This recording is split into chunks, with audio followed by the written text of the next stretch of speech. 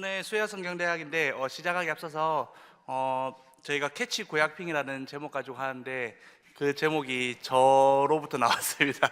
자녀를 키우는 사람이 저기 때문에 그냥 제가 장난으로 던졌는데 그걸 갑자기 박현주 목사님이 덥석 물더라고요. 그래가지고 어찌할까 계속 고민하다가 오늘 저희 강의안을 지금 받으신 분은 아시겠지만 소제목도 약간 병맛으로 갔습니다. 그냥 그래서 소제목이 뭐라고 적혀있냐면 사사들 실하냐 그런데 룻은 찐이다 라고 그렇게 적어놨습니다.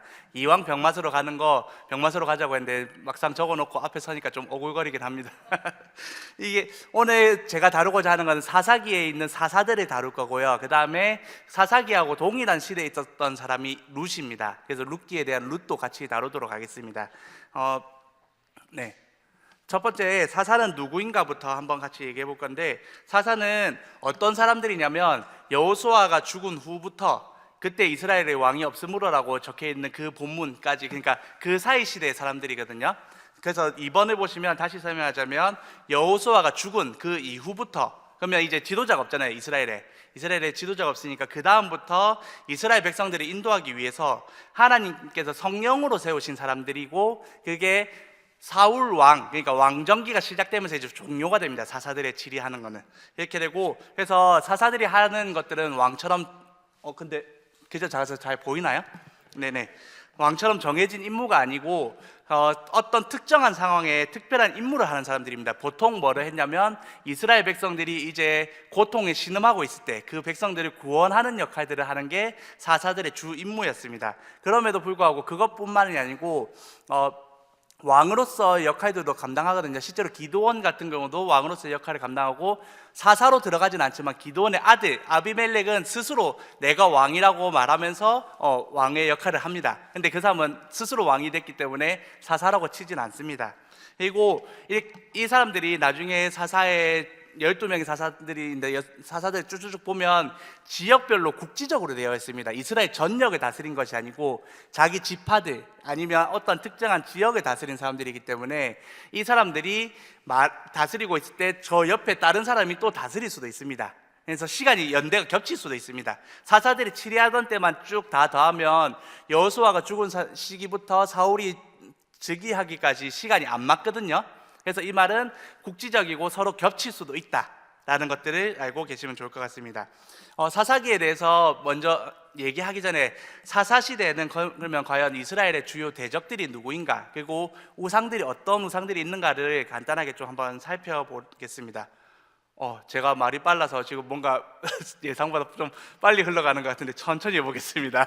네, 이스라엘의 주요 대적과 우상들 중에 첫 번째는 가나안 족속이 있습니다. 가나안 족속은 여기 적혀 있듯이 미술, 문학, 건축, 무역, 정치 등, 그러니까 모든 부분에서 이스라엘보다 우위에 있는 족속이었습니다. 이미 가나안 그 땅에 정착하고 있는 족속들을 말하는 거거든요.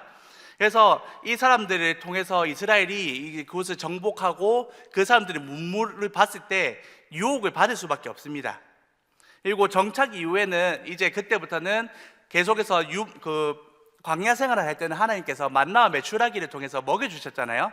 그리고 집신이 헤어지지 않고 계속해서 모든 것들 다 공급해 주셨어요, 하나님이. 근데 가나안 땅에 이제 정착한 이후부터는 하나님께서 이제 너희가 스스로 그것들을 갖고 나가라고 했기 때문에 이제 스스로 농작을 해야 된다는 거죠. 그리고 먹고 살고 집을 짓고 모든 것들을 해야 되는데, 그 이스라엘 백성들의 입장에서는 가나안 족속이 너무나 유혹을 받을 수밖에 없는 존재였습니다. 실제로 여호수아가 죽은 시기 그쯤이 언제냐면, 우리로 치면 청동기라고 하시면 아시죠? 청동기가 이제 끝나갈 무렵입니다. 그럼 청동기와 철기 문화가 오버랩되는 그 시점이거든요. 그러면 가나안 족속들 중에 누군가는 철기 문화를 가지고 있는 족속도 있었고, 어떤 사람들은 청동기 문화도 가지고 있었는데, 분명한 거는 이스라엘 민족들은 유목 생활을 했었고, 유목 생활 이전에는 노비로 생활했습니다. 노예로 생활했었기 때문에 얘들은 그런 문화들을 누리지 않았어요. 물론 이집트, 애굽에서는 청동기 문화를 누렸겠죠. 그거 가지고 농작을 하고 일을 하고 했겠죠. 근데 그것들을 만드는 기술은 자기들 없었다는 거죠. 그리고 40년 동안의 그 광야 생활을 하면서 세대가 바뀌었잖아요. 그러면 아무런 것도 모르는 사람들이 가나안 땅에 정착했기 때문에 이 사람들은 내가 아무것도 모르는데 어떻게 해야 되지? 무엇을 해야 되지라고 고민하는데, 내가 정복한 그 땅에 있는 가나안 거주민들은 너무나 많은 문화들을 가지고 있어요. 그럼 유혹을 받는 거죠. 특히나 제일 마지막 쪽에도 보시면 아시다시피 이때 가나안 족속이 믿는 신들이 농경 문화하고 밀접한 신들을 믿었거든요. 그러면 얘들도 이스라엘 민족들도 지푸라기라도 잡는 심정으로 그 사람들을, 그 우상들에 따라갈 수밖에 없는 상황이 이스라엘이라는 겁니다. 그래서 가나안 족속이 가장 큰 대적 중에 하나입니다. 이게 확실하게 어떤 대적이라고 딱 말하진 않지만 그 베이스에 깔려 있는 가장 큰 대적이라고 생각하시면 됩니다. 두 번째로는 블레셋이 있습니다. 블레셋은 지중해 연안의 해양 민족인데 이렇게 하면 이해가 잘 안 되실 수도 있는데, 만약에 여기에 이스라엘입니다. 그러면 이쪽에 지중해 바다가 있습니다. 그리고 이쪽에는 사우디아라비아 그쪽 반도가 있겠죠. 그러면 지중해 바다 바로 옆에 이렇게 세로로 붙어 있는 데가 블레셋입니다. 그러니까 바닷가로 가려면 블레셋 해양 민족을 거쳐야 되는 그런 게 가나안 이스라엘 땅에서 블레셋 민족이거든요. 그래서 얘들은 계속해서 무역을 하고 철기 문화를 가지고 있었습니다. 실제로. 그래서 얘들이 나중에서 계속 괴롭히잖아요. 아시다시피 다윗 시대는 골리앗도 블레셋 민족 중에 한 명이고, 그리고 나중에 좀 더 지나가서는 카르타고에 있는 한니발 장군 아시나요? 로마 시대 전 세계를 지배할 때 가장 큰 공헌을 했던 한니발 장군도 블레셋 민족입니다. 그만큼 힘도 좋고 기골이 장대하고 강력한 철기 문화를 가지고 있었던 그 민족이 블레셋이고, 이 블레셋이 끈질기게 계속해서 괴롭힙니다. 사사시대 후반 때부터 왕정시대까지 계속해서 괴롭히는 게 블레셋 민족입니다. 그리고 세 번째로 미디안이라는 민족이 있는데, 이 미디안은 기드온 때 나옵니다. 기드온 때 나오는데, 이 기드온 때 미디안이 어쨌냐면 매년 추수 때마다 이제 찾아와가지고 약탈해 갑니다. 평소에는 그 자리 없어요.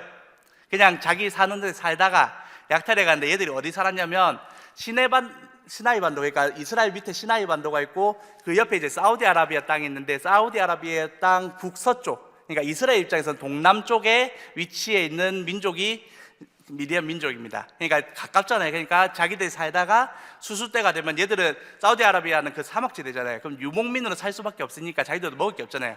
그러면 추수 때 되면 올라가서 약탈해가지고 다시 내려가서 자기들 먹고 살고, 또 자기들 막 유목하고 하다가 또 추수 때 되면 또 올라가서 약탈하고 먹고 살고, 계속 그 반복하는 민족이 미디안입니다. 계속해서 이런 민족들이 이스라엘을 괴롭힌 민족들입니다. 그리고 우상들의 제가 그 강의 안에는 없는데 실제로 4개를 준비했는데, 첫 번째는 바알입니다. 바알은 폭풍과 비의 신입니다. 그러니까 농경 문화에 가장 밀접한 연관이 있는 거죠. 땅의 풍요를 계속 관련해서 하는데, 이게 이스라엘이 원래 애굽에 있었는데, 애굽의 나일강은 범람을 하잖아요. 비가 오면 범람을 해서 그 옆에 땅이 비옥해집니다. 그럼 농사를 짓잖아요. 그러면 그 범람하는 거하고 똑같은 개념이에요. 그러면 이 바알이라는 신이 비를 내려야지, 폭풍으로 땅을 한번 확 휘쓸어야지 그 땅이 이제 비옥하게 될 수 있다고 보는 거죠. 그래서 바알이라는 신을 섬겼는데, 바알은 그 다음 신에서도 언급할 건데 엘이라는 신이 있습니다. 엘이 그리스 로마 신화에서는 제우스 같은 존재라고 생각하시면 돼요. 모든 신 중에 신인데 그 엘이라는 신의 아들입니다. 근데 엘이라는 사람도 좀 약간 골 때리거든요. 그 당시에 사람들은 조금 희한하게 생각해가지고 표현이 조금 어색할 수도 있지만, 이게 원래 그 언어니까 이해하시고, 엘의 정액이 땅을 흩뿌려지면 그 땅이 이제 비옥해진다고 봅니다. 그리고 그곳에서 신들이 태어납니다. 바알이라는 신도 태어나고 여러 가지 신들이 태어나는데, 그것들이 계속해서 먹고 자라고 했던 것들을 따라서 이제 바알이라는 신을 섬기는 거죠. 그래서 바알의 길을 좀 살려주기 위해서 실제로 바알의 신전에서는 음란한 행위들을 계속합니다. 바알을 좀 기분 좋게 하기 위해서. 근데 바알이라는 신을 제가 작년 25년도 2월 달에 세계 기독교 박물관이라고 충북 제천에 있거든요. 거기 가면 우리 기독교 유적들에 대한 유산들을 몇 개 이렇게 막 전시를 해놨어요. 거기 가면 바알의 그 모형이라고 해야 되나? 그거를 했는데 그거 찍어 왔었거든요. 이렇게 생겼습니다. 정말 하찮게 생겼죠. 진짜 조그맣게 생겼거든요. 실제로 이거를 좀 확대해서 다르게 하면 이렇게 생겼습니다. 바알이라는 신의 형상을, 저 형상을 가지고 이제 섬기는 게 바알 신을 섬기는 사람들이고, 그러면 이스라엘 백성들도 이 바알 신을 따를 수밖에 없는 거죠. 그 땅에서 이제 살려고 하니까. 두 번째로는 아세라입니다. 아세라는 아까 모든 신들의 신이라고 했던 엘의 아내입니다. 그래서 그리스 로마 신화로 생각하면 헤라 여신이라고 생각하시면 될 것 같아요. 이 아세라는 모든 신들의 어머니이고 또 바다의 여신입니다. 그래서 이 바다의 여신이기 때문에 여기도 물이 풍족하겠죠. 그러면 아세라의 마음에 들어야 되는 것도 있습니다. 근데 아세라는 우상이 눈에 보이는 우상이었고 얘들은 목상을 가지고 했었거든요. 나무를 가지고. 그래서 거기 이것도 찍어왔었는데 이렇게 그냥 나무 덩어리입니다. 그냥 이거를 가지고 아세라라고 생각하고 섬겼습니다. 그러면 바알과 아세라, 우리가 흔히 구약에서 많이 나오는 이해하시겠죠? 그다음 세 번째는 아스다롯이라고 합니다. 아스다롯은 풍요의 여신입니다. 이 아스다롯이 그곳에 있어야지 뭔가 풍요로워지고 과실이 많이 맺히고 한다고 보는데, 이거는 실제로 신약 시대에 나오는 아데미라는 것과 비슷한 개념입니다. 완전 동등한 신은 아닌데 개념이 똑같습니다. 그리스 신화에서는 아르테미스라는 신이거든요. 풍요의 여신입니다. 실제로 신약에서도 보면 바울이 에베소 지역에서 이제 아데미 여신이 있는 시장이 있거든요. 아고라에서 이제 복음을 전하다가 그 사람들이 막 흥분해가지고 바울을 막 밀고 바로 뒤에 있는 공연장까지 막 끌고 가는 장면이 있거든요. 사도행전 17장에 있습니다. 그래서 그때 아데미라는 신이 등장하는데 그 아데미 신이 실제로 아스다롯하고 동일한 개념이라고 생각하시면 됩니다. 그래서 이 아스다롯은 풍요의 여신이기 때문에 항상 뭔가 풍채가 좀 풍요롭게, 그 다음에 여신이니까 여성이기 때문에 가슴을 커다랗게 해가지고 뭔가 이 신을 보면 내 마음이 흡족해지고 풍요로워지게 그렇게 만들어놨습니다. 그 신도 이렇게 생겼습니다. 그래서 여기 사진을 보시면 가슴 좀 더 부각해서 만들어놨죠. 그래서 이 신을 그래서 아스타롯의 비위를 맞춰야 되고 바알의 비위를 맞춰야 되고 뭐 그런 것들 때문에 신전에서는 항상 음란한 행위들이 이루어지는 것들이 일상다반사였습니다. 그러면 유일신인 하나님을 섬기던 이스라엘 백성은 자기들이 가지고 있지 않은 문화를 가지고 있는 가나안 족속과 블레셋 족속과 여러 족속들을 바라보면서 그 사람들이 이렇게 잘 사는 데는 저 신들을 섬기기 때문에 잘 사는 거야 라고 여겨지고 나도 모르게 저 신들을 섬기는 거죠. 그게 반복됐습니다. 그리고 제가 그 강해는 안 했는데 다곤이라는 신도 있거든요. 블레셋이 섬기는 신입니다. 다곤은 블레셋은 해양 민족이라고 했잖아요. 그래서 다곤 신은 해양 민족과 좀 연관이 있습니다. 이렇게 생겼습니다. 반은 물고기고 반은 사람입니다. 그러면 기드온 때 맞죠?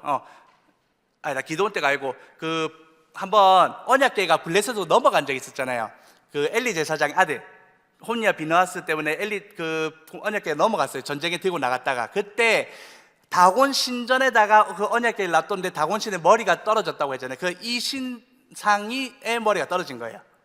네. 그러면 이제 그 성경을 읽으시면 저렇게 생긴 놈이 뭔가 대가리가 떨어졌구나라고 이해하시면 됩니다. 이런 신들을 섬겼다는 겁니다. 그러면 이 신을 섬기는 것들을 계속해서 이스라엘은 보죠. 그러면 나도 모르게 유혹에 빠집니다. 무슨 말인지 이해되시죠? 다시 정리를 하자면 이제 이스라엘을 대적했던 족속들은 가나안 족속이 있고요, 그 다음 미디안이 있고요, 블레셋이 있습니다. 그 다음에 모압도 있고 여러 가지 대적들이 있는데 실제로 그냥 커다랗게 생각하면 이 세 가지로 생각하시면 됩니다. 그 다음에 우상들은 바알이 있고 아세라가 있고 아스타롯이 있고, 여기 다곤은 사사기에서는 크게 영향이 없는데 하여튼 다곤 신도 있습니다. 이런 신들을 가지고 이스라엘이 계속 유혹을 받는 상황이었고, 그 유혹에 넘어가는 것들이 이스라엘의 일상다반사였습니다. 그래서 사사기에서는 항상 반복되는 구조가 있거든요. 그 구조가 뭔지를 한번 살펴보자면 첫 번째는 범죄입니다. 이스라엘 백성들이 하나님만 섬겨야 되고 하나님 말씀만 순종해야 되는데 자기가 눈에 보이는 것 때문에, 자기가 먹고 사는 것 때문에 범죄를 합니다. 그러면 그 다음에 어떻게 되냐면 하나님이 그 이스라엘 백성을 보고 진노합니다.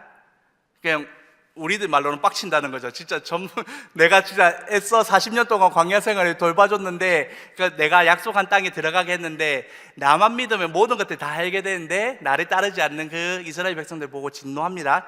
그렇게 되면 하나님이 그 진노하는 것 때문에 이스라엘 백성을 방치합니다. 하나님 직접 그 다음에 압제인데 직접 압제를 하는 것이 아니고 방치를 합니다. 그러면 주변의 민족들이 이제 이스라엘에 치는 거죠. 압제를 해서 칩니다. 그러면 이스라엘들이 너무 괴롭잖아요. 괴로우니까 이제 그때서야 다시 하나님이 기억납니다. 그래, 우리한테는 하나님이 있었지, 하나님 도와주세요라고 부르짖습니다. 부르짖고 나면 하나님이 그래도 내 자식이니까, 내 핏줄이, 우리로 치면 내 핏줄이니까 너무나 안타까워서 결국 하나님이 다시 사사들을 보내서 구원합니다. 구원하고 나면 이제 좀 먹고 살만하면 얘들은 다시 범죄합니다. 이 재범죄, 범죄 이렇게 돼 있는데 실제로는 재범죄하고 범죄가 합쳐져 있다고 생각하시면 됩니다. 그래서 구원하고 나면 다시 범죄하고, 그럼 또 하나님 또 진노하고, 또 압제하고, 또 부르짖고, 구원하고, 범죄하고, 진노, 압제, 부르짖음, 범죄, 계속 구원 이렇게 계속 반복됩니다. 이 로테이션으로 계속 돌아가는 게 사사기의 구조입니다. 그래서 실제로 사사들을 보면 이게 백성들이 부르짖었을 때 하나님께서 그 사람들을 보내서 구원하셨다라는 내용들이 나와 있습니다. 그러면 이스라엘의 사사들이 총 12명이라고 했잖아요. 그 12명의 사사들이 누구인지 어떤 일들을 했는지를 간단하게 한번 살펴볼 건데, 강의 안에도 그대로 나와 있습니다. 한번 같이 보시면 될 것 같고요. 네, 잘 보이시나요? 네, 첫 번째 사사입니다. 온니엘이라는 사사가 있습니다. 사사기 3장 7절에서 11절까지 나와 있거든요. 온니엘이라는 사사는 유다 지파입니다. 그리고 대적이 메소포타미아, 그러니까 티그리스강, 유프라데스강 그 메소포타미아 문명이 있는 그쪽 지역에서 오는 그런 족속이겠죠. 그 메소포타미아라는 족속이 대적입니다. 온니엘이 갈렙의 조카입니다. 실제 갈렙의 조카고, 나중에 한번 Q&A 때 한번 다룰 건데, 실제로도 갈렙의 조카였기 때문에 여호수아서에도 온니엘이 나옵니다. 그래서 그 온니엘이 첫 번째 사사고, 첫 번째 사사로서 활동을 합니다. 그 다음에 온니엘이 끝나고 나서 그 두 번째 사사는 에훗입니다. 에훗은 베냐민 지파고 모압이라는 대적과 싸웠는데 특징적인 게 왼손잡이입니다. 에훗은. 그래서 왼손잡이에 대해서 나중에 한번 또 다루겠습니다. 그리고 혼자서 모압 왕을 죽였습니다. 모압 왕 에글론이라는 왕이 있었는데 그 방에 들어가서 에훗이 칼로 찔러서 죽이고 도망쳐 나왔거든요. 이렇게 하면서 이스라엘 백성들을 구원합니다. 다음 세 번째는 삼갈인데, 삼갈은 한 절만 나와 있습니다. 3장 31절에 나와 있고, 소모는 막대기, 소를 치는 막대기들 있잖아요. 딴 데 못 가게 하는 그런 막대기로 블레셋 사람 600명을 죽인 사람이 삼갈입니다. 그 다음 네 번째는 드보라인데, 드보라는 여사사거든요. 이스라엘 전체 중에서 유일한 여자 사사인데, 실제로 드보라 사건을 보면 드보라가 나오고 바락이라는 사람이 나오고, 이 사람은 남자입니다. 그리고 야엘이라는 또 여자가 나옵니다. 이렇게 해서 이 세 사람을 하는데, 실제로는 대표적으로 드보라를 사사라고 표현이 되어 있습니다. 나중에 Q&A는 제가 안 넣어놔가지고 드보라 사건을 간단하게 얘기하자면, 가나안 왕 야빈이라는 사람이 있는데 그 사람들이 이제 이스라엘을 괴롭힙니다. 그래가지고 하나님께서 여자 사사 드보라를 세웁니다. 그래서 드보라를 세워가지고 드보라와 바락이 함께 이제 가나안 왕 야빈을 치거든요. 치면서 이제 그때 군대 장관 시스라라는 사람이 있는데, 시스라가 막 혼돈 중에서 이제 도망을 갑니다. 도망가다가 막 어디선가 이제 조금 숨었겠죠. 숨다가 이제 어떤 집에 들어갑니다. 잠깐 기거를 하려고 들어가는데, 들어간 집이 어디냐면 헤벨이라는 사람의 집이고, 그 안에 야엘이 거기에 있었습니다. 야엘이 어떻게 하냐면 급진하게 대접합니다. 그래서 시스라가 좀 안심할 수 있게끔 극진하게 대접을 한 다음에, 시스라가 이제 잠이 들었을 때 여기 관자놀이 쪽에 말뚝을 박아서 죽여버립니다. 시스라를. 네. 그렇게 해서 나중에 바락이 찾아왔을 때 시스라가 여기 있습니다라고 보여주고 그 전쟁을 종결시키는 중요한 역할을 한 게 야엘이거든요. 근데 이 드보라가 나오는 사사기는 좀 독특하게 여자 사사잖아요. 그리고 여자 안에 있는 야엘이 또 중심적으로 차지합니다. 이 두 사람이 좀 재밌는 게 뭐냐면, 드보라라는 이름의 뜻은 히브리어로 되어 있는데 그 원뜻은 뭐냐면 벌입니다. 벌. 그 다음에 야엘의 원뜻은 산염소입니다. 산에 뛰어다니는 산염소. 그게 무슨 말이냐면, 벌은 뭐를 만들어내죠? 꽃을 만들어낸다고요? 꿀을 만들어냅니다. 산염소, 염소는 뭐를 만들어내죠? 네, 젖을 만들어내죠. 우유를 만들어내죠. 그러면 합치면 젖과 꿀이 흐르는 땅. 네. 하나님이 그 여자 사사 드보라와 그 야엘을 통해서 이스라엘 백성을 구원하셨다. 그리고 하나님이 애굽에서 종된 살이를 끝내게 하시고 가나안 땅으로 들어가게 하셨다. 젖과 꿀이 흐르는 땅 가나안 땅으로 들어가게 하셨다는 걸 상징하는 겁니다. 그래서 드보라와 야엘을 통해서 그 이스라엘 백성을 구원하는 거죠. 이게 드보라 사건입니다. 그 다음에 다섯 번째는 성도님들이 사사 중에서 가장 잘 아는 두 명의 사사 중에 한 명, 기드온입니다. 기도원의 300용사를 통해서 하는데, 다들 아시겠지만 300용사가 사람들 옛날에는 말도 안 되는 해석을 했거든요. 물을 이렇게 쪼그려 앉아서 이렇게 먹는 거 보고 주위를 경계하는 것 때문에 그 사람들 300명이 택했다, 그렇게 했는데 그게 아니라는 건 다 아시죠? 300용사를 택한 거는 하나님께서 그냥 소수를 택한 겁니다. 진짜 하나님의 영광과 하나님의 능력을 보여주기 위한 소수를 택하는 방법 중에 하나였지, 만약에 물 개울가에서 고개를 쳐박고 먹는 사람이 300명이었으면 그 사람들 택했을 거예요. 결과론적이지만 실제로 하나님은 소수를 택해서 진짜 사람의 힘으로는 할 수 없다는 것들을 보여주기 위한 용도로 300용사를 택했고, 그 300용사로 기드온과 300용사로 인해서 미디안 족속을 이긴 그런 사건이 일어났습니다. 그 다음에 돌라라는 선지자가 있습니다. 이 사람은 별 말이 없습니다. 그래서 23년간 이스라엘을 평온케 했다라고 했는데, 그래서 어떤 구원을 했는지 뭐 그런 것들에 대한 기사가 없기 때문에 자세히 알 수가 없습니다. 그 다음 페이지 하나 넘어가면, 일곱 번째 사사도 야일인데, 아까 야엘이라는 사람이었고, 야일도 별말 없습니다. 그냥 부유했다, 그리고 22년 동안 통치했다라는 거는 그냥 약간 이 야일이라는 사람이 통치하면서 이스라엘 백성들이 약간 태평성대를 누렸다라는 개념이라고 생각하시면 됩니다. 그리고 므낫세 동쪽 지파입니다. 므낫세는 반지파인데 동쪽 지파가 있고 서쪽 지파가 있거든요. 동쪽 이쪽이죠. 동쪽 지파에 속한 사람이 야일입니다. 그리고 입다라는 사람도 므낫세 동쪽 지파인데, 이 사람은 좀 특이한 게 기생의 아들입니다. 그리고 기생의 아들이고 우리나라 장군의 아들 그 김도환처럼 약간 깡패였습니다. 동네 대장이었거든요. 대장이었기 때문에 그냥 자기의 세력을 이끌고 따로 살고 있었는데, 암몬 족속에게 압제를 받으니까 그 므낫세 지파 장로들이 이제 입다한테 찾아와가지고 제발 우리 좀 도와주세요, 우리 왕이 되어주세요라고 해가지고 온 사람입니다. 와가지고 깡패였기 때문에 힘이 세잖아요. 그래서 막 다 쳐 죽이고 암몬 족속에서 구원했고, 그 다음에 길앗과 에브라임의 전쟁이라고 적혀있는데, 이거는 뭐냐면 나중에도 한번 다루게 할 건데, 입다라는 사람이 길앗이라는 그쪽의 지방에 있거든요. 므낫세 지파가 그래서 길앗이라고 되어 있는데, 그쪽 지파에 있으니까 거기에 있는 사람들과 에브라임 사람들이 찾아옵니다. 므낫세와 에브라임은 형제지간이잖아요. 요셉의 아들 두 아들입니다. 첫째가 므낫세고 둘째가 에브라임인데, 야곱이 그랬던 것처럼 첫째가 에서고 둘째가 야곱인데, 야곱이 장자권을 받았잖아요. 그것처럼 실제로 요셉의 두 아들 중에 둘째인 에브라임이 장자권을 받거든요. 그러면 에브라임이 자신들이 대표 지파라고 생각합니다. 그렇기 때문에 이 암몬하고 전쟁할 때 왜 우리를 안 불렀냐?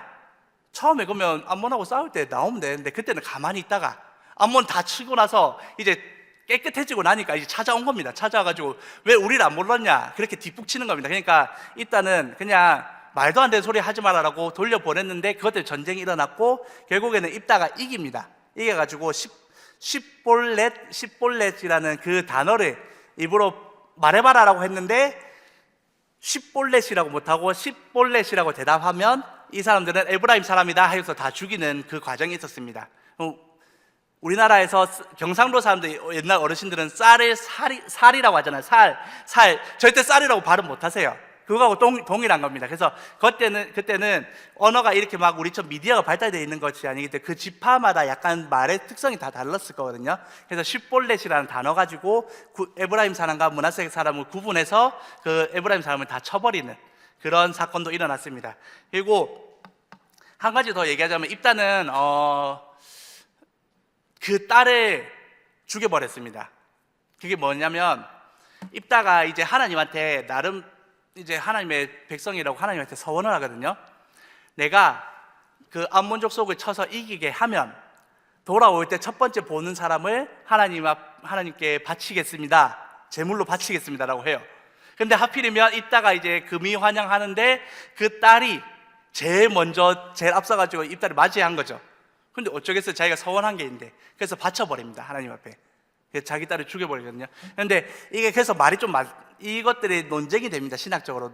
과연 그러면 입다가 하나님의 백성이라는 것들을 알면서 왜 이런 서원을 했느냐, 그리고 이런 서원을 했음에도 불구하고 다시 번복할 수도 있지 않냐, 뭐 여러 가지 이들인데, 이걸 통해서 알 수 있는 건 뭐냐면, 그때 당시에 이스라엘 민족이 얼마나 문화적으로 뒤떨어져 있는 민족인지를 첫 번째 깨달을 수 있게 하기 위함이고, 또 두 번째는 실제로 하나님을 믿는다고 하는데 하나님을 믿고 하나님 자녀로 올바르게 살아가는 것이 아니라 그 세상 문화에 다 찌들어가지고 그냥 거기다 하나님이라는 단어만 집어넣고 살았다는 것을 정확히 보여주는 사건입니다. 하여튼 입다라는 사람이 그래서 10장 6절에서 12장 7절까지 좀 많은 부분이 할애가 되어 있거든요. 이렇게 입다라는 사람이 있습니다. 그 다음에 9번째는 입산이라는 사람이고, 이 사람도 자녀가 60명이라고 되어 있습니다. 그래서 7년 동안 다스렸는데 이 사람도 그러면 별 특별한 일 없이 그냥 태평성대를 이루었다라는 것들을 말하고 있습니다. 그리고 엘론이라는 사람은 별다른 얘기가 없습니다. 그 입산이라는, 우리 한글 성경에도 보면 위에 소제목들이 있잖아요. 그러면 소제목에 사사 입산에 대해서 얘기해 놓는데 그 안에 조그만 동그라미가 하나 있고 이제 엘론에 대해서 두 절이 다르거든요. 그래서 특별한 내용이 없는 게 엘론입니다. 그리고 압돈도 많은 자녀가 있다고 하는데 성경에는 자녀 30명, 손자 40명에서 70명의 사람을 얘기하거든요. 그만큼 많은 사람, 70이라는 수가 이스라엘의 조금 상징적인 숫자 중에 하나입니다. 그래서 성경을 번역할 때도 70인역이라고 했고, 그 다음에 야곱이 그 가족들이 이끌고 갔을 때도 70이라는 단어가 나오고, 그래서 좀 상징적인 숫자고 그만큼 완전하고 부유하고 좋았다라는 것들을 말하는 게 그냥 압돈입니다. 그냥 그 정도로만 적혀 있습니다. 그리고 삼손, 우리가 잘 아는 인물 두 번째죠. 삼손은 아시다시피 다 나실인이었습니다. 나실인으로 하나님 앞에 바쳐진 사람인데 그 발음이 안 되네요. 나실인으로서의 역할을 못합니다, 삼손이. 그래서 결국은 기생 들릴라로 인해서 죽음에 이를 상황이 됐고, 그때 마지막으로 이제 하나님 제발 내가 이 사람들 죽이게 해주세요라고 해서 기둥을 붙잡고 기둥을 무너뜨려서 거기 있던 블레셋 사람들이 다 죽였죠. 그래서 사사기에 있었던 이스라엘 사람들의 삶의 모형들을 삼손의 모든 삶들을 통해서 다 드러내고 있습니다. 그 이후에 사사기에는 16장 이후에도 사사기가 쭉 이어지잖아요. 그 이후의 내용은 성도님들이 잘 아시다시피 한 레위인에 대한 얘기입니다. 레위인에게 첩이 있는데 그 첩이 강간을 당하죠. 그렇게 해서 열받아가지고 그 첩을 12도막 내서 각 지파에게 뿌립니다. 그렇게 하면서 베냐민 지파가 이제 전멸하게 되는 그 사건이 일어나는데, 이게 실제로는 성경학자들이 볼 때 이 사건이 사사기의 참손 이후에 있었던 사건이 아니고 사사기 초반의 사건이라고 합니다. 왜냐하면 저도 학자들이 말한 것들이 다 이해 못해가지고 제대로 모르겠는데, 거기에 있는 지명들 있잖아요. 지명들과 그 단지파나 지파들에 대해서 나오는데 그 위치가 사사기 초기에 있었던 그 위치대로 다 되어 있대요. 그래서 실제로는 사사기 초기에 있었던 일인데 왜 삼손 이후에 뒤에다가 이렇게 배치를 해놨냐, 그거는 이제 작가의 의도입니다. 작가의 의도가 뭐냐면 12사사들을 쭉 나열하고 나서 그 다음에 이 사사들의 타락한 실상을 실제로 더 부각시키고 이만큼 이스라엘 백성들은 하나님을 떠나서 살았다는 것들을 보여주기 위해서 일부러 뒤로 밀어놓은 거예요. 그래서 뒤에 많은 부분을 할애해가지고 이 사건을 집어넣어놨습니다. 이해가 되시죠? 이렇게 하고 나서 그 다음에 이제 룻기가 시작되거든요. 이렇게 성경은 일부러 뒤쪽으로 배치해놨다는 거, 그렇게 알고 계시면 좋을 것 같고, 아까 제가 하려고 했던 사사 Q&A를 하나씩 해보도록 하겠습니다. 온니엘이라는 첫 번째 사사에 대해서 말했었죠. 그럼 왜 온니엘이 첫 번째 사사인가에 대해서 한번 같이 좀 나눠보려고 합니다. 온니엘은 갈렙과 동시대, 그러니까 갈렙의 조카입니다. 갈렙의 조카고 조카기도 하고 사위이기도 합니다. 그 인물인데 실제로 여호수아 15장 16절에서 19절에 보면 갈렙이 헤브론, 그러니까 이 산지를 내게 주소서라고 했던 그 헤브론 있죠. 거기를 정복하는 사건이 16절에서 19절에 나오거든요. 거기 보면 그 정복할 때 기라세벨이라는 그 한 지역이 있었어요. 이게 좀 정복하기 힘들었는가 봐요. 그래서 갈렙이 뭐라고 하냐면 이 기라세벨을 정복하는 사람에게 내 딸 악사를 주겠다라고 선포한 거죠. 그때 온니엘이 나서가지고 제가 한번 해보겠습니다 하고 실제로 기라세벨을 다 정벌을 합니다. 그래가지고 그 약속대로 갈렙의 딸인 악사를 그 온니엘에게 주고 결혼했습니다. 그래서 조카기도 하고 사위기도 한다는 말입니다. 그 사람이 온니엘인데, 그러면 실제로 여호수아가 죽은 후부터 사사기라고 했는데 온니엘은 여호수아와 동일한 시대 때부터 살았던 사람이잖아요. 그러면 온니엘이 사사로서 등장했을 때 여호수아가 죽은 후에 사사로서 등장했을 수도 있고, 여호수아가 죽기 직전 그때 등장했을 수도 있습니다. 그게 정확히 언제인지는 성경에서 나오지 않습니다. 그래서 두 가지 다라고 가정했을 때 유일하게 온니엘만이 시대를 초월해서 사사로 세워졌을 수도 있는 인물이라고 봅니다. 그럼 왜 굳이 온니엘이라는 사람을 시대를 초월해서까지 이렇게 했느냐라고 하면, 사사기 3장 10절에 보면 여호와의 영이 온니엘에게 임해서 온니엘이 사사가 되었다고 합니다. 그럼 그 다음부터는 여호와의 영이 임했다는 말이 있는 사람도 있고 없는 사람도 있고 한데, 이 말이 이 문학적인 상징입니다. 상징. 그러니까 사사가 그냥 이스라엘 백성들이 이 사람이 힘 좀 세, 이 사람이 정치를 좀 잘해, 이 사람이 우리를 좀 다스릴 수 있을 것 같아 라고 해서 뽑아내는 사람이 아니고, 하나님이 직접 세운 사람, 성령으로 인해서 그때 우리가 구약이지만 실제 삼위일체 하나님은 그대로 존재하시잖아요.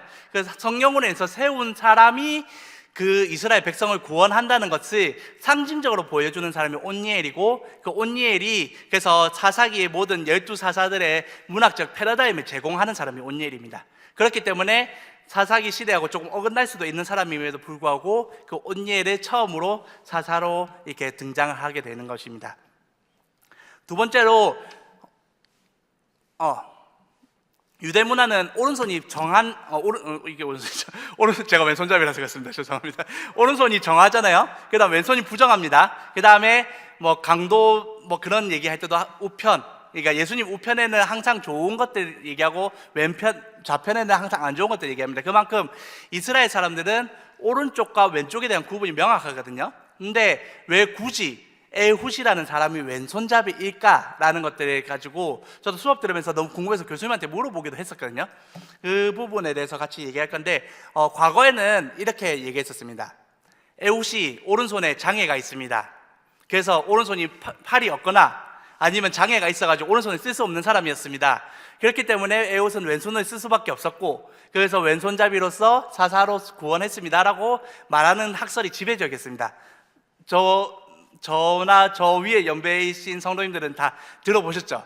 근데 이 말은 현재는 이 학설이 틀렸다고 합니다.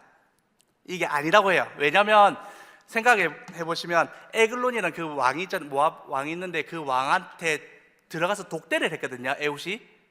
그러면 오른손이 성하지 않더라도 왼손이 일단 멀쩡하게 있으면 이 사람이 들어간다고 했을 때 그 왕이 가만히 있었을까요? 최소한 경호원이라도 한 명 붙였을 수도 있습니다. 여러 가지 사건들이 있을 수 있는데 이 사람을 들였다는 거죠. 그리고 물론 거기 성경에 보면 에글론 왕이 비둔하였다라고, 덩치가 크고 비둔하였다라는 말로 이 사람이 하나님 앞에 둔감했다. 그 엘리도 눈이 어두웠다고 하잖아요. 엘리 제사장도 노년에. 그것들이 우리가 눈에 보이는 형태를 가지고 말하는데, 그게 눈에 보이는 형태가 아니고 영적으로 둔감하고 그 다음에 생각이 둔감하고 모든 것이 둔감하다는 것들을 표현하는 단어거든요. 비둔하였다고 했지만 그럼에도 불구하고 에훗을 드린다는 게 말이 안 됩니다. 그래서 실제로 이거를 히브리어로 보면, 제가 옆에 친절하게 한글로 적어놨거든요. 히브리어는 왼쪽에서 이렇게 왼쪽에서 읽는 게 아니고 오른쪽에서 왼쪽으로 읽습니다. 그래서 처음에 저기서부터 세 번째 글자까지가 이쉬거든요. 사람, 이쉬라는 사람이 글자고, 그 다음에 에테르, 그리고 그 옆에가 야드라고 손입니다. 손. 그 다음에 하이픈이 하나 있고 옆에 또 뭐죠? 미임이네요. 네. 그래서 에미누라고 하거든요. 이 단어가 무슨 말이냐면 오른손이 묶인 사람이라고 합니다. 그러니까 오른손을 부자연스럽게 만든 거죠, 입으로. 오른손이 멀쩡한데 오른손을 부자연스럽게 만든 사람이라는 겁니다. 그러니까 그 당시에는 오른손이 정하고, 이스라엘뿐만 아니라 모든 사람들이 다 그랬거든요. 오른손이 정하고 왼손이 부정한데 오른손이 부자연스러워요. 부자연스럽게 만들었어요, 입으로 강제로. 그러니까 얘가 나에게 어떻게 해코지 할 수 없을 거라고 생각하고 드린 거죠, 그냥. 그게 지금 현재 학계에서는 그렇게 봅니다. 왜냐하면 이 근거가 하나 더 있는데 뭐냐면, 사사기 20장에 15절에서 16절에 보면 이런 성경 구절이 있습니다. 제가 한번 읽어보겠습니다. 그때 그 성읍들로부터 나온 베냐민 자손의 수는 칼을 빼는 자가 모두 26,000명이요 그 외에 기브아 주민 중 택한 자가 700명인데 이 모든 백성 중에서 택한 700명, 그러니까 기브아 주민 말한 거죠. 이 사람 다 왼손잡이라 물매로 돌을 던지면 조금도 틀림이 없는 자들이더라 라고 되어 있습니다. 26,000명 중에 700명이 왼손잡이라는 겁니다. 그러면 이 700명이 다 불구일까요? 아닙니다. 그 당시에는 일부러 그 적들이 좀 방심하게 하기 위해서 오른손을 묶어놓고 베냐민 지파는 훈련을 했습니다. 근데 아까 그 에훗도 베냐민 지파라고 적혀 있잖아요. 위에 표에 보시면. 그러면 에훗도 그런 훈련을 받은 사람일 거라는 것이 학자들의 그 근거입니다. 그래서 이런 훈련을 받았기 때문에 왼손을 충분히 잘 쓸 수가 있었고, 그렇기 때문에 그 모압 왕을 방심하게 하기 위해서 오른손의 제한을 만들어내고 일부러 글로 들어간 겁니다. 들어가서 오른쪽 허벅지에서 칼을 빼서 찌르는 거죠. 그렇기 때문에 에훗은 왼손잡이지만 실제로는 그냥 왼손잡이가 오른손이 없기 때문에 왼손잡이가 아니고 오른손을 쓸 수 있음에도 제한을 걸어놓은 왼손잡이입니다. 근데 이 왼손잡이인 게 그럼 도대체 무슨 연관이 있냐라고 했을 때 이거는 방금 제가 설명했었죠. 베냐민이, 그 다음에 화면 띄울 건데, 베냐민이라는 뜻이 이것도 히브리어잖아요. 벤이라는 게 아들이라는 단어입니다. 그다음 야민이라는 게 오른쪽이라는 단어거든요. 그럼 오른쪽의 아들, 그냥 오른손의 아들이라는 게 베냐민의 뜻입니다. 그러니까 하나님이 의로운 오른손으로 너를 붙들리라 하는 그런 개념이거든요. 그 백성들을 붙든다는 게 베냐민인데, 그 오른손의 아들이라는 베냐민 지파의 왼손잡이 에훗이 나오는 겁니다. 그 말은 왼손잡이 에훗이 이스라엘을 구원함으로써 하나님의 도우심 없이는, 하나님의 능력이 아니고서는 아무것도 너희가 할 수 없다는 것들을 역사적으로 보여주는 겁니다. 너희가 아무리 너희 잘났다고 떠들어봤자 내가 너희를 도와주지 않고서는 너희는 스스로 구원할 수가 없고 너희가 잘 살아갈 수가 없다는 것들을 보여주기 위한 단적인 예가 에훗이라는 겁니다. 그래서 왼손잡이라는 단어를 굳이 표현해서 이렇게 에훗이라는 사람을 세워서 사사로 이스라엘을 구원했습니다. 세 번째는 기드온이 300용사를 데리고 이제 전쟁을 하잖아요. 전쟁을 할 때 실제로 칼과 창 가지고 죽이지 않았습니다. 그냥 항아리를 깨고 나팔을 항아리 속에 횃불을 숨겨가지고 가가지고 항아리 깨고 횃불을 들고 이제 나팔을 불었거든요. 그렇게 했는데 적군이 서로 칼로 죽이면서 자멸해 버립니다. 그건 과연 그 300명이 와가지고 항아리 깨는 것 때문에 자멸하는 것이 가능할까라는 질문이 나올 수 있는데, 이게 왜 그러냐면 이스라엘이 파종할 때가 되면 미디안이 온다고 했잖아요. 미디안이 오는데 미디안만 온 게 아니고 우리가 기회가 있으면 여러 사람이 다 달려들잖아요. 실제로 미디안뿐만 아니고 미디안과 아말렉과 동방 사람들, 미디안이 아까 이스라엘 기준으로 동남쪽이라고 했잖아요. 그럼 동방 사람들도 그 미디안 주변에 있는 민족이겠죠. 그 사람들이 다 같이 몰려와서 이스라엘이 쳐가지고 곡식들 다 뺏어갑니다. 사사기 6장 3절에 그렇게 적혀있거든요. 그렇기 때문에 이스라엘을 괴롭힌 건 미디안뿐만이 아니고 미디안을 필두로 해서 한 연합군입니다. 연합군이라는 것은 좋을 때는 좋은데 안 좋을 때는 오합지졸이 돼버리는 게 연합군입니다. 맞죠? 그래서 연합군이기 때문에 어두운 밤중에 갑자기 기드온의 300용사 가서 항아리 깨트립니다. 그러면 자다가 벌떡 일어났죠.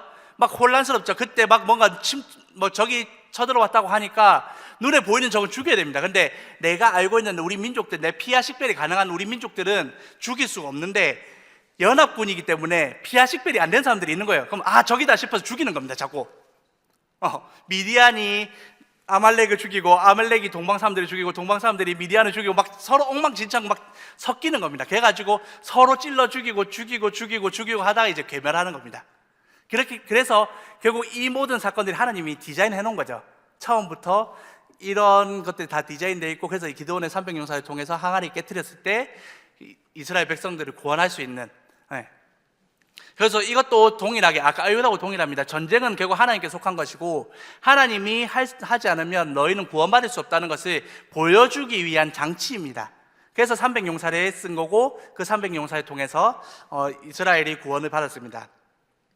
그 다음 네 번째로는 아까 입다에 대해서 제가 얘기했었는데, 왜 에브라임이 입다에게 시비를 걸어서 싸우게 되었나는 건데 아까 언급을 어느 정도 하긴 했습니다.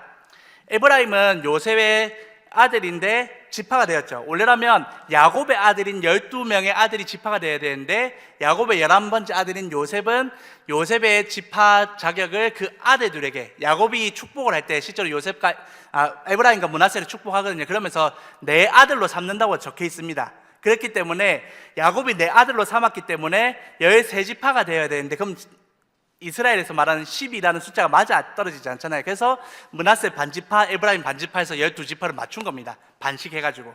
그래서 지파가 되었는데, 에브라임이 아까 말했듯이 요셉의 장자권을 가져왔습니다. 실제로 예수님의 족보는 유다의 자손을 통해서 흘러가는데, 그러면 야곱, 아브라함부터 해서 아브라함, 이삭, 그 다음에 장자권을 가져온 야곱, 그리고 야곱에서 또 장자권을 가져온 사람은 에브라임이거든요.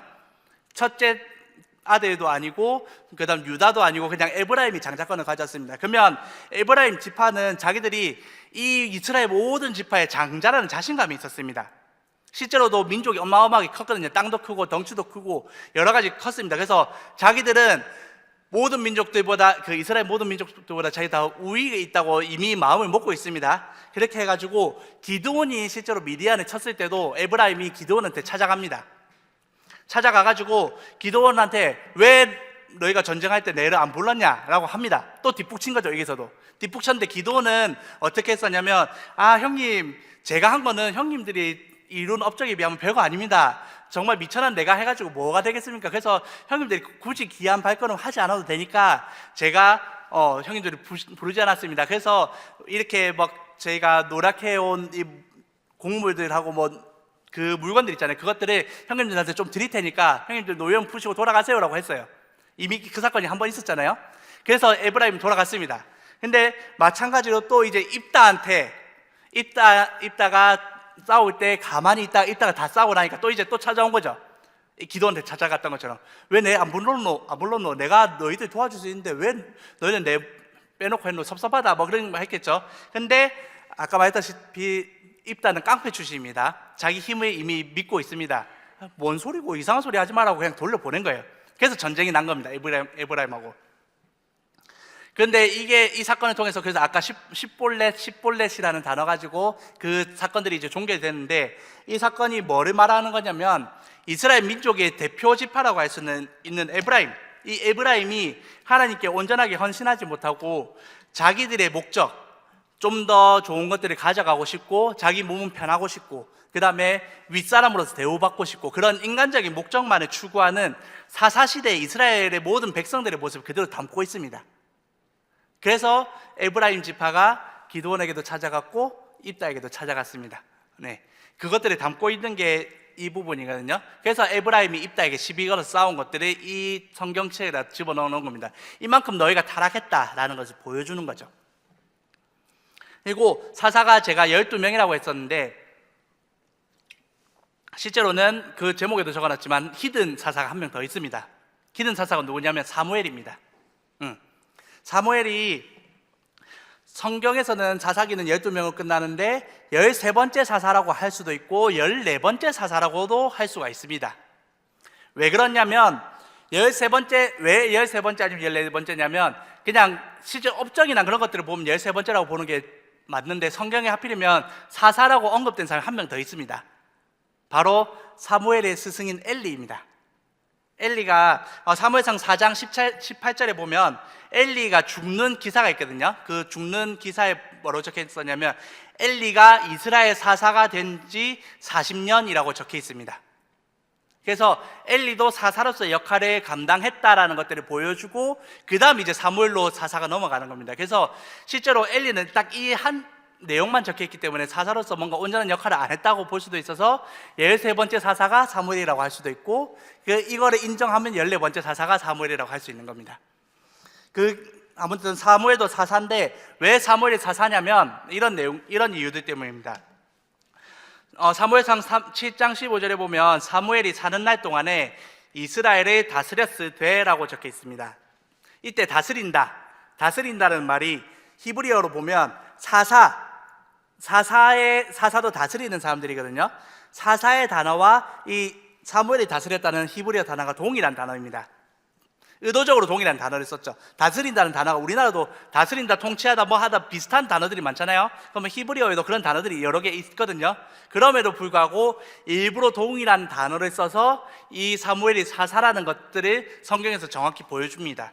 그리고 두 번째는 사사의 역할 중에 하나가 재판관이거든요. 이스라엘 백성들이 뭔가 이것들을 좀 해결해 주세요라고 찾아왔을 때 재판을 하는 역할들을 합니다. 그 재판관의 역할을 사무엘이 했습니다. 그리고 그 사사들이 했던 것처럼 군사적인 승리를 사무엘이 합니다. 이게 에베네스 전투인데, 에베네스 전투가 뭐냐면 이스라엘 백성들이 블레셋의 언약궤를 뺏겼잖아요.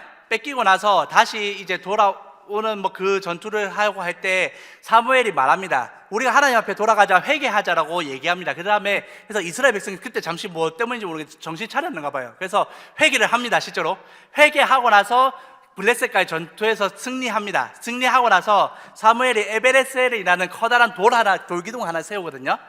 하나님이 지금까지 싸워서 이기게 하셨다라는 것들을 증표로 에베네셀이라는 돌을 세웁니다. 근데 제가 청소년부에서 설교 한번 했었는데, 이 에베네셀이라는 이런 돌이 세워지잖아요. 그러면 시간은 계속해서 흘러가는데 돌은 그대로 있습니다. 그러면 미래의 그 이스라엘 자손들이 봤을 때 이 에베네셀을 보면 그 시점, 에베네셀 세운 시점부터 지금까지 시점까지를 봤을 때 하나님께서 여전히 우리와 싸우셨고, 우리를 위해서 싸우셨고 이기게 하셨다는 그 고백이 됩니다. 그리고 그 미래에도 또 과거를 봤을 때 하나님이 싸우셨고 이기게 하셨다는 고백이 됩니다. 그러면 이 말은 과거를 기억하기 위해서 세운 에베네셀이라는 돌인데, 실제로는 과거만 얘기하는 게 아니고 현재를 얘기하고 미래를 얘기합니다. 결국 예수님이 오셔서 이 땅을 구원하시는 그 모든 역사까지 이게 다 관통하는 거죠. 하나님이 우리를 위해서 싸우셨다, 그리고 지금까지 계속해서 우리를 이기게 하셨다는 고백을 하는 겁니다. 그래서 아무튼 사무엘이라는 사람이 군사적인 역할을 하는 사람이기 때문에 사사로서의 그 기능을 한다고 보는 것입니다. 그리고 중요한 게 뭐냐면, 이제 사사기가 아까 여호수아의 죽음부터 사울 왕이 세워지기 전까지 시대라고 했잖아요. 그러면 왕이 세워지려면 누군가 그 역할을 해야 됩니다. 그 역할을 하는 게 사무엘인 거죠. 선지자 사무엘이 사사의 역할을 하면서 왕의 대리인 역할도 하거든요. 그래서 실제로 나중에 사울 왕을 세우고 나서 다윗으로 정권이 넘어갈 때 어떤 일들이 있었냐면, 사무엘이 사울한테 기다려라고 했습니다. 전쟁하지 말고 기다려라 라고 했는데 사울이 참지 못하고 자기 마음대로 전쟁을 해버리죠. 그리고 자기 마음대로 제사를 해버립니다. 그때 사무엘이 책망하면서, 성도님들이 잘 아는 순종이 갑자기 제가 안 나네. 갑자기 순종이 제사보다 낫다고 하는 거 있잖아요. 그 말을 하거든요. 그래서 사무엘이 그러면 선지자의 역할도 하고 사사의 역할도 하고 왕의 역할도 하고 제사장의 역할도 하고 다 했어요. 다 하면서 그게 이양시키는 역할을 하는 게 사무엘입니다. 그렇기 때문에 사사로서 살아가는 사람이 사무엘이었습니다. 그래서 히든 사사라고 했습니다. 사사기에는 들어있지 않지만 실제로는 사사인 거죠, 사무엘이. 그리고 제가 결국 오늘 얘기하고자 할 때 아까 제목이 뭐였죠? 제가 그 강의 하나 안 되고 사사들 실하냐? 그런데 룻은 찐이다라고 해놨습니다. 그게 뭐냐면, 사사에 대해서 얘기하는데 실제로 제가 사사에 대해서 얘기하고자 하는 게 아니고, 실제로는 룻에 대해서 얘기하기 위해서 이 얘기들을 계속해서 장황하게 했었습니다. 왜 그러냐면 제목에도 나오겠지만 혼란스러운 사사 시대에도 하나님의 언약은 이어진다, 룻이라고 적어놨는데 하나님의 언약이 계속해서 이어지는 것들을 보여주는 것이 룻기입니다. 아까 말씀드렸듯이 사사기하고 룻기는 세트라고 했잖아요. 사사기하고 동일한 시대에 있었던 인물이 룻입니다. 그게 어떻게 할 수 있냐면, 룻기 1장 1절에 사사들이 치리하던 때라고 적혀 있습니다. 네. 그러면 룻이 사사가 있는 그 시대에 있었던 인물이라는 것들이 확실하게 드러나죠. 그래서 아무런 답이 없는, 자기들 마음대로 살고 하나님이 없이 마음대로 살다가 너무 힘들면 하나님을 부르짖고 하나님이 구원하고 나면 또 살만하면 또 하나님 없이 살고, 이렇게 계속해서 반복해서 살고 있는 그 사사 시대에 룻이라는 한 이방 여인, 그 이스라엘 사람도 아닙니다. 이방 여인이거든요. 이방 여인이라는 룻을 통해서 하나님의 언약을 이어가는 겁니다. 진짜 답이 없어 보이는 그 시대에 한쪽 변두리에서는 룻이라는 사람을 이어가는 거죠. 나중에 룻이 이어지는 곳은 베들레헴입니다. 예수님이 태어나실 것을 예고한 그 베들레헴에서 룻이 보아스와 결혼해서 거기서 언약이 계속 이어지거든요. 그래서 룻기의 주제는 뭐냐면, 룻기의 주제는 룻도 아니고 보아스도 아닙니다. 좀 역설적이게도 룻기의 중심 주제는 나오미입니다. 룻의 시어머니죠, 시어머니. 네. 그래서 룻과 보아스가 자기 희생적인 헌신을 했잖아요. 그 헌신과 사랑을 통해서 텅 비어 있는 그 나오미의 삶을 회복시키는 겁니다. 보세요. 나오미는 다른 이방 땅으로 갔습니다. 이방 땅으로 갔는데 거기서 떵떵거리면서 자기가 잘 살 수 있을 것 같은데 남편을 잃었습니다. 두 아들이 잃었습니다.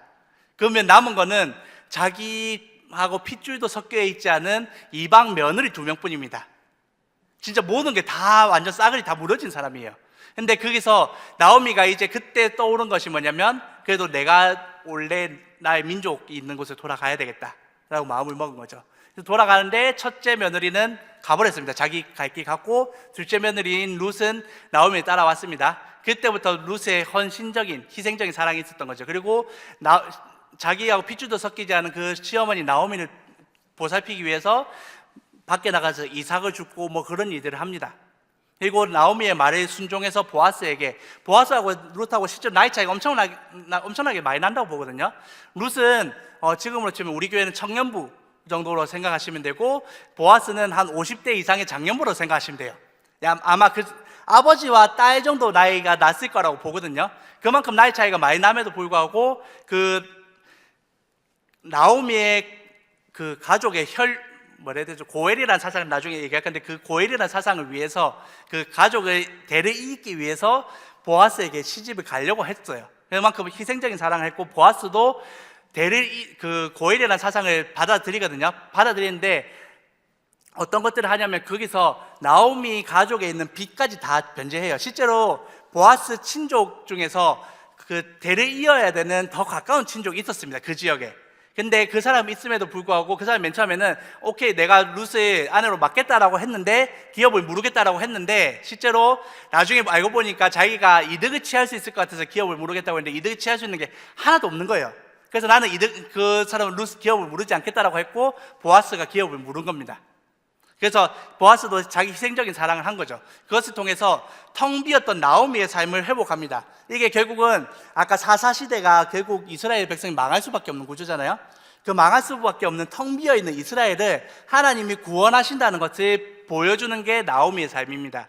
그래서 룻기라고 적혀있고 룻이 중심 인물처럼 보이지만 실제로 중심 주제는 나오미입니다. 조금 역설적이죠. 그렇고, 그래서 이 내용이 그 내용이거든요. 그래서 이게 결국에는 다윗의 삶까지 이어집니다. 룻이 보아스를 통해서 결혼을 해서 아들 낳았잖아요. 아들 이름이 오벳입니다. 오벳. 그 오벳이고, 오벳이 낳은 자녀가 이새입니다. 이제 조금 이해되시죠? 이새가 낳은 아들, 그 아들이 다윗입니다. 그래서 룻의 그 줄기를 통해서 결국 다윗이 이방 여인이었던 룻의 줄기를 통해서 다윗이 생긴 거예요. 그리고 다윗의 자손을 쭉 이어져서 예수 그리스도까지 이어지는, 그래서 이스라엘의 구원을 얘기하고 있고, 다윗의 후손으로 오신 예수 그리스도가 결국에는 십자가에 못 박혀 돌아가시는 그 사건, 자기 희생을 통한 그 사건을 통해서 죄인인 우리들을 구원하시는 것을 예표하는 거, 그냥 상징적으로 드러내는 게 룻기입니다. 그래서 제가 이 함께하는 교회에서 소그룹으로 통큰통 독을 들었을 때 김영태 장로님께 들었었거든요. 그때는 집사님이실 때 그때 제가 들었었는데, 그때 제가 아마 장로님께 룻에 대해서 몇 번을 질문을 했었어요. 장로님 수많은 수강생 중에 한 명이었기 때문에 기억이 안 나실 수도 있겠지만, 제가 룻에 대해서 고해사상과 그런 것들 여러 번 질문했었거든요. 그때부터 저도 모르게 룻이라는 인물이 조금 계속 눈에 들어오더라고요. 그렇게 하고 신대원에서 이제 수업을 들으면서 이 내용들을 배우니까 내가 왜 이것들이 눈에 들어왔었는지가 조금 이해가 되더라고요. 그래서 결국 룻이라는 사람을 통해서 예수 그리스도를 보여주는 사건들이 계속해서 드러납니다. 그러면 아까 기업 무르는 자 고엘 사상 가지고 제가 언급했었는데, 그러면 보아스가 기업 무르는 자잖아요. 기업 무르는 자라는 개념이 뭐냐면, 나오미가 그 자손을 낳는 거예요. 네, 그 가문의 자손을 낳는 거거든요. 그러면 보아스하고 룻이 결혼했잖아요. 그러면 보아스와 룻이 낳은 자녀는 누구의 자녀가 되어야 되냐면 나오미의 자녀가 되어야 돼요. 보아스의 자녀가 되면 안 돼요. 이 말이 이해되시죠? 실제로 기업 무르는 자이기 때문에 그 자녀가 되어야 되는데, 마태복음에는 뭐라고 적혀 있냐면, 마태복음 1장에 족보가 쭉 나오잖아요. 마태복음 1장에 족보가 되면 룻을 통해서 보아스가 오벳을 낳고 그 다음 이세를 낳고 다윗이 나왔다고 적혀 있어요. 그럼 이게 말이 안 되는 거잖아요. 이해되세요? 무슨 말인지? 보아스를 통해서 오벳을 낳은 게 아니고 나오미의 남편을 통해서 오벳을 낳아야 되는데 기업을 물렀잖아요. 이미 그쪽으로 넘어갔다는 거죠. 근데 이게 성경에는 보아스를 통해서 오벳과 이세와 다윗이 나왔다고 그렇게 적혀 있거든요. 그럼 말이 안 되는 건데 왜 굳이 성경에서는 말론이라는 그 사람이 아니라 보아스의 자녀로, 이 말론은 룻의 남편입니다. 그 남편이 아니라 보아스의 자녀로 기록이 되었는가라는 것을 제가 한번 얘기하고 싶습니다. 그게 뭐냐면 이스라엘 족보에는 기록을 하는 방식이 두 가지가 있습니다. 첫 번째가 법적인 상속자를 말하는 겁니다. 그러니까 그래서 룻기에도 4장 17절에 보면 정확히 적혔습니다. 나오미에게서 아들이 태어났다. 보아스와 룻이 결혼해서 자녀를 낳았는데 그 자녀가 나오미에게서 태어났다고 하는 거예요. 그럼 오벳이 나오미에게서 태어났다고 표현을 합니다. 룻기에는. 이게 법적인 상속자입니다. 그래서 기업 물으는 그 책임을 다 한 거죠. 근데 두 번째로 또 기록하는 방식인데 뭐냐면 그게 실제 혈통을 가지고 기록을 합니다. 그래서 족보를 기록할 때는 기업 모르는 자이기 때문에 이미 저 집으로 갔는데 족보상의 혈통을 기록할 때는 생물학적인 아버지를 기록을 합니다. 이게 마태복음에 나오는 그 기록이에요. 그게 의도가 있거든요. 그 의도가 뭐냐면 이겁니다. 예수님이 유다 지파를 통해서 결국 구원자가 나타날 것이라는 것이 예언이 되었고, 그러면 하나님은 그 약속을 이루어 가야 되잖아요.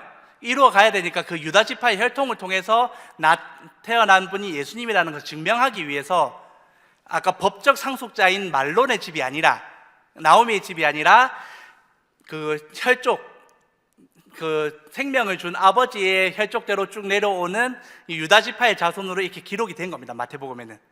이유가 그겁니다.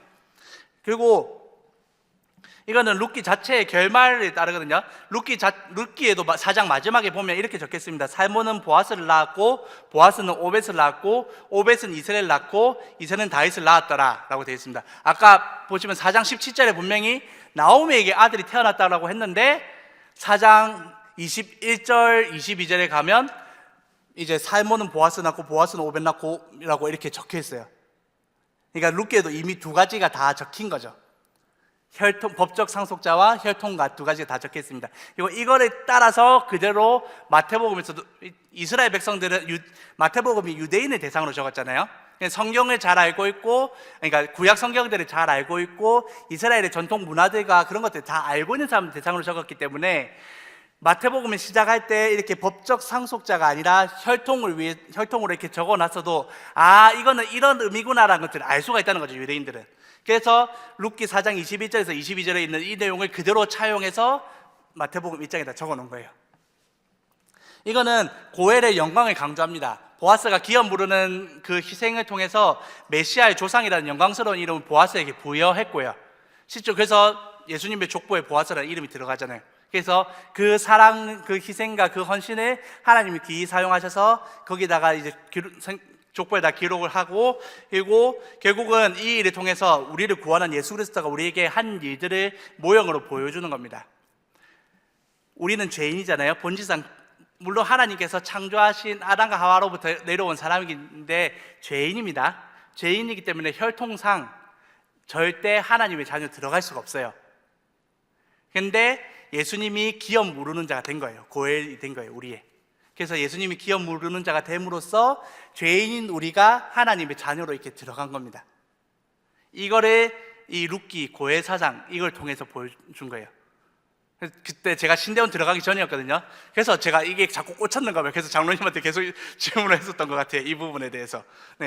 하여튼 그래서 이 고엘 사상이 너무나 단순한 사건인 것 같고, 룻기라는 성경이 4장뿐이 안 적혀 있는 성경이긴 하지만 이 성경을 통해서 하나님이 어떻게 이스라엘 백성을 구원하는지, 더 나아가서는 하나님이 어떻게 죄인된 인간을 구원하는지가 나타나는 게 이 부분입니다.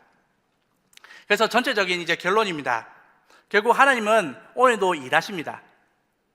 사사기에 그 아무런 답이 없던 그 상황 가운데서도 하나님은 일하십니다. 그래서 하나님의 백성들을 계속해서 구원하시고 하나님의 언약을 이어나가십니다. 단 하나님의 자녀에게 일하십니다. 하나님의 자녀가 아니라면, 제가 최근에 꽂힌 단어가 성도거든요. 성도라는 단어가 너무 마음에 계속 들어오더라고요.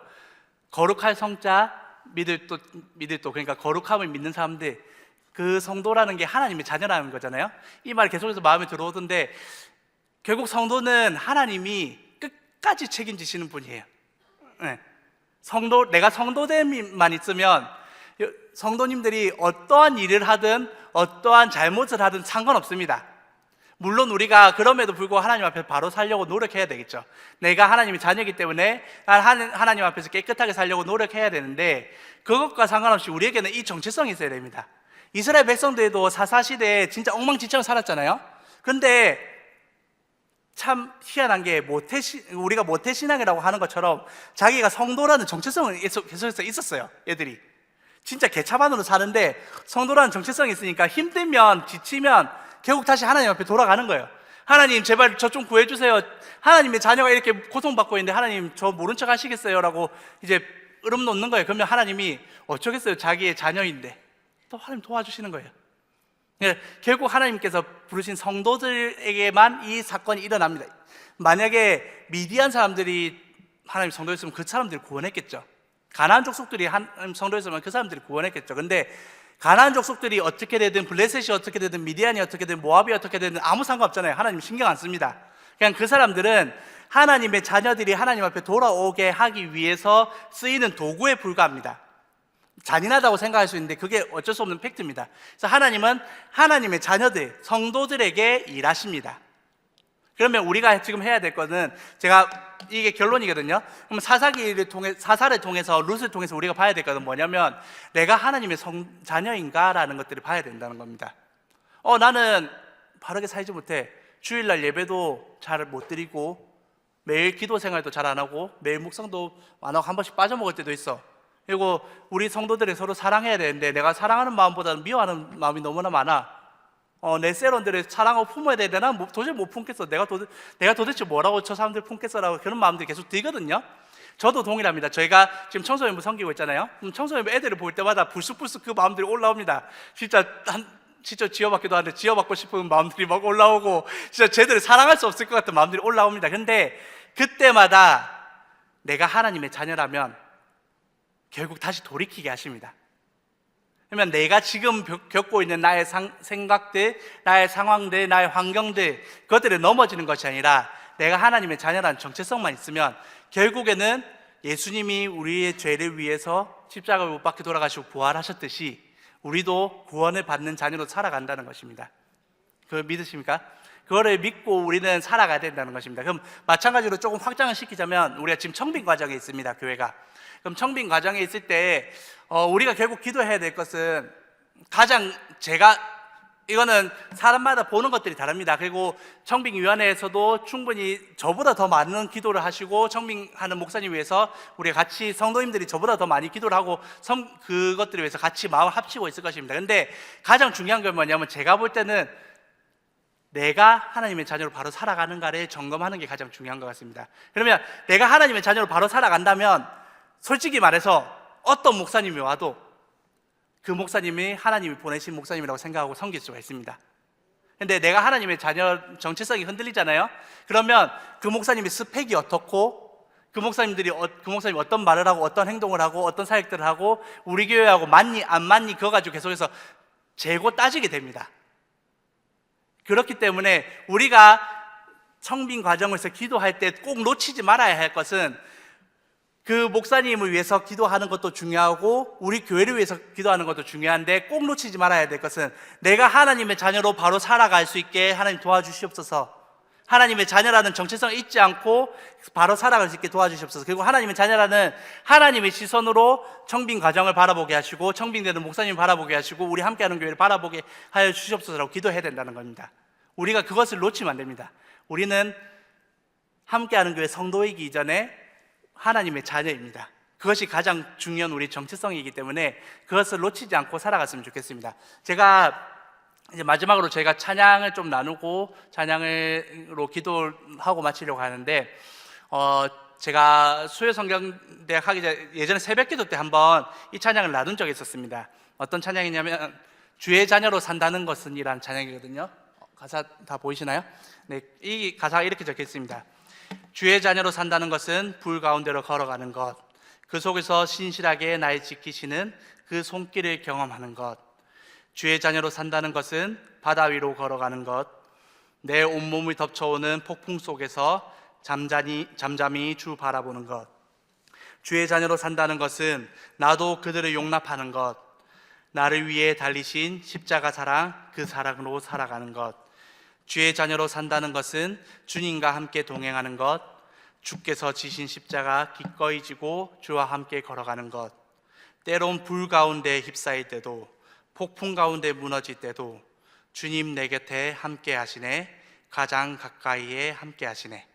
우리가 주의 자녀로 살아간다는 것은 남이 볼 때는 손해 볼 수밖에 없는 그런 모습일지라도, 남이 볼 때 미련할 수밖에 없는 그런 모습일지라도 그 가운데서 기꺼이 기뻐하면서 감당할 수가 있다는 겁니다. 왜냐하면 하나님이 우리를 인도하신다는 것을 알기 때문에, 내가 비천에 처할지도 알고 풍부에 처할지도 알았다고 하는 그 바울의 고백처럼, 내가 어떤 상황들에 있을지라도 결국은 하나님이 그 가운데서 선을 만들어내시고 나를 인도하실 것이라는 걸 믿기 때문에 나는 걸어갈 수가 있는 것입니다. 그게 불 가운데 있지라도, 폭풍일지라도.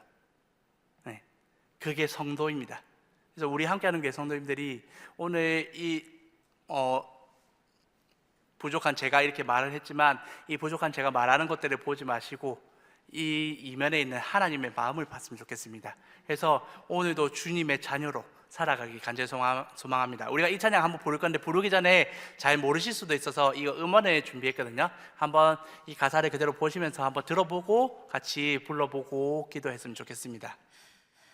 주의 자녀로 산다는 것은 불 가운데로 걸어가는 것, 그 속에서 신실하게 날 지키시는 그 손길을 경험하는 것. 주의 자녀로 산다는 것은 바다 위로 걸어가는 것, 내 온몸을 덮쳐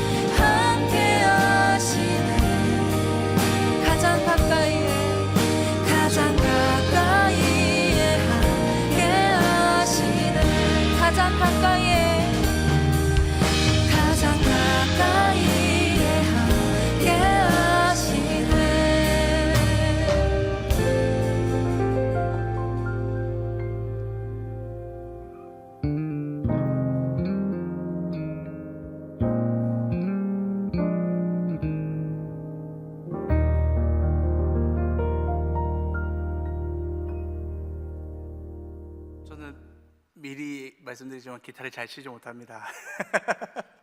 정식으로 배운 적이 없기 때문에 잘 치지 못합니다. 그래서 이 소리를 듣지 마시고 이 가사에 좀 집중해서 같이 좀 고백해 봤으면 좋겠습니다. 주의 자녀로 산다는 것은 물 가운데로 걸어가는 것입니다.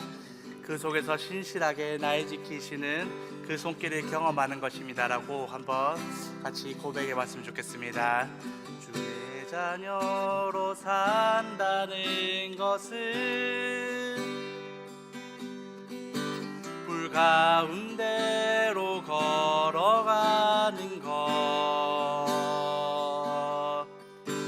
그 속에서 신실하게 날 지키시는 그 손길을 경험하는 것. 주의 자녀로 산다는 것은 주의 자녀로 산다는 것은 바다 위로 걸어가는 것, 바다 위로 걸어가는 것, 내 온몸을 덮쳐오는 폭풍 속에서 잠잠히 주 바라보는 것, 때론 불 가운데 휩싸일 때도 폭풍 가운데 무너질 때도 주님 내 곁에 함께 하시네. 가장 가까이에 함께 하시네. 주의 자녀로 산다는 것은 주의 자녀로 산다는 것은 나도 그들을 용납하는 것, 나도 그들을 용납하는 것, 나를 위해 달리신 십자가 사랑, 그 사랑으로 살아가는 것. 주의 자녀로 산다는 것은 주의 자녀로 산다는 것은 주님과 함께 동행하는 것, 주님과 함께 동행하는 것.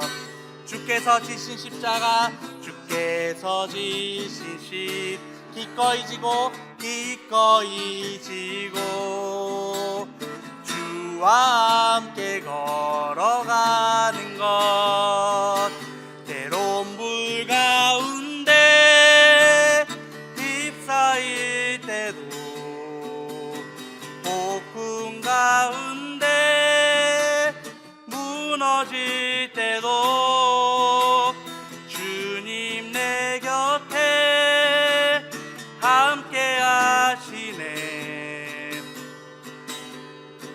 가장 가까이에 함께야. 때론 불 가운데 휩싸일 때도 폭풍 가운데 무너질 때도 주님 내 곁에 함께 하시네. 가장 가까이에 함께 하시네. 우리 시간 한번 기도했으면 좋겠습니다. 뭐라고 기도할 거냐면, 하나님, 내가 하나님의 자녀임을 잊지 않고 살아가는 자 되게 하여 주시옵소서. 내 상황 가운데 때로는 불이 나를 덮치고, 때로는 물이 나를 덮치고, 때로는 폭풍 속에서 내가 어떻게 해야 될지, 무엇을 해야 될지 모르는 때가 많이 있습니다. 하나님의 자녀로서 이 땅을 살아가야 되는데 내가 하나님의 자녀로서 살아가는 것이 완전하지 못해서 여전히 나는 죄를 짓고 있고, 여전히 하나님을 멀리하고 있고, 매일매일마다 말씀을 묵상하고 하나님의 말씀을 듣는 것을 게을리하는 나의 모습을 볼 때면 나는 과연 하나님의 자녀로서 자격이 있는가, 그런 고민이 들기도 합니다. 그렇지만 하나님께서는 우리를 자녀로 삼으시고 나를 하나님의 자녀로 부르셨사오니 내가 그 확정감을 가지고 살아가는 자 되게 하여 주시옵소서. 나는 세상 그 누가 무엇이라고 하든 나는 하나님의 자녀입니다. 이것이 나의 정체성입니다라고 이렇게 믿음의 고백을 하는 자 되게 하여 주시옵소서라고 우리 다 같이 주여 한번 외치고 기도하며 나가도록 하겠습니다. 주여.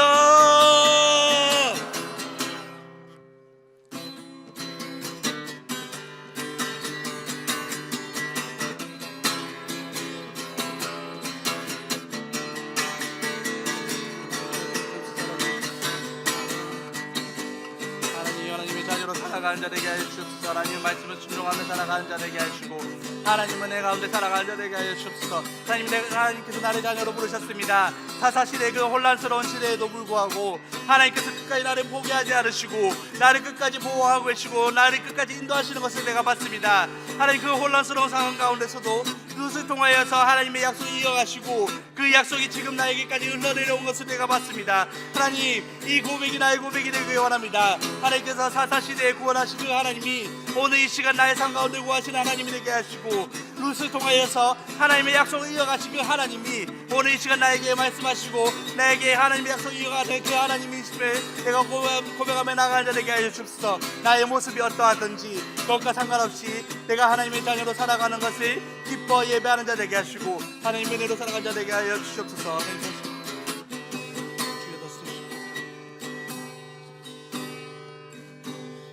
때론 불 가운데 휩싸일 때도 폭풍 가운데 무너질 때도 주님 내 곁에 함께 하시네. 가장 가까이에 함께 하시네. 가장 가까이 함께 하시네. 가장 가까이에 함께 하시네. 가장 가까이에 함께 하시네. 가장 가까이에 함께 하시네. 하나님 오늘 사사기를 통하여서 참 많이 혼란스러운 세상을 봅니다. 오늘 이 시간에 살아가는 우리들도 참 많이 혼란스러운 세상 가운데 살아가는 자들입니다. 그럼에도 불구하고 하나님께서는 그곳 가운데서 하나님의 백성을 저버리지 않으시고 끝까지 돌아보시는 그 손길을 보게 됩니다. 그럼에도 불구하고 그 상황들 가운데서 하나님께서는 룻이라는 사람을 통해서 하나님의 약속을 이어갔듯이 하나님의 백성, 하나님의 성도인 우리들을 통하여서 하나님의 언약을 흘려보낼 것을 내가 믿음으로 바라보게 됩니다. 현재 나의 모습과 상관없이 내가 하나님의 자녀임을 잊지 않고 살아가는 우리 함께하는 교회 성도인들 되게 하여 주시고 하나님께서 우리를 끝까지 용납하셨듯이 우리도 스스로를 용납하고 나에게 붙여진 사람들을 용납하면서 하나님의 자녀로서 이 땅 가운데 살아갈 수 있도록 도와주시옵소서. 때론 불 가운데 처할지라도 때론 폭풍 가운데 있을지라도 때론 내 삶의 모든 순간들이 다 무너져 내린 것 같은 그런 상황일지라도 하나님은 끝까지 우리를 포기하지 않으시고 하나님은 끝까지 우리를 인도하신다는 그 언약을 믿고 살아가는 우리 함께하는 교회 성도님들이 될 수 있도록 도와주시옵소서. 하나님 오늘도 우리 안에 살아계셔서 역사하시고 우리를 성도로 이끄신 하나님을 찬양합니다. 하나님 마음껏 영광 받아 주시옵소서. 감사합니다. 예수 그리스도 이름으로 기도합니다. 아멘.